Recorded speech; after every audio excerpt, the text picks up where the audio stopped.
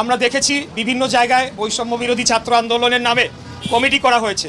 আমি শুধু আজকে এই যে বনানী থানার কমিটির যদি উদাহরণ দিতে চাই, এটা বৈষম্য বিরোধী ছাত্র আন্দোলন বনানী থানা কমিটি। এটা কি ধরনের কমিটি সেটা আমি আপনাদের কাছে প্রশ্ন রাখতে চাই।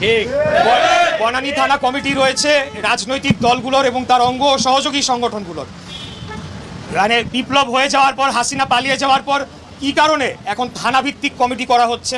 আমি এর আগেও অন্যান্য জায়গায় দেখেছি টার্মিনাল ভিত্তিক কমিটি করা হয়েছে, বিভিন্ন মার্কেট ভিত্তিক কমিটি করা হয়েছে।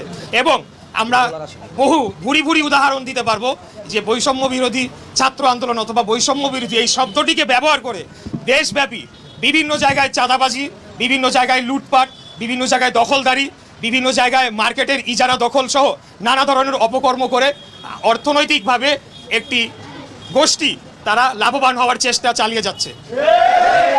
আজকে যে ঘটনাটি ঘটেছে এখানে স্পষ্টতই বোঝা যায় যে ছাত্রদলের উপরে একটি আক্রোশের বসে ছাত্রদলের মেধাবী ছাত্র তাকে এইভাবে বিনা ছোট একটি কারণে, এমন কোনো বড় কোনো বিষয় নয়, ছোট একটি কারণে তার উপরে শুধু হামলা করা হয় না, তাকে ছুরিকাঘাত করে তাকে হত্যা করা হয়েছে।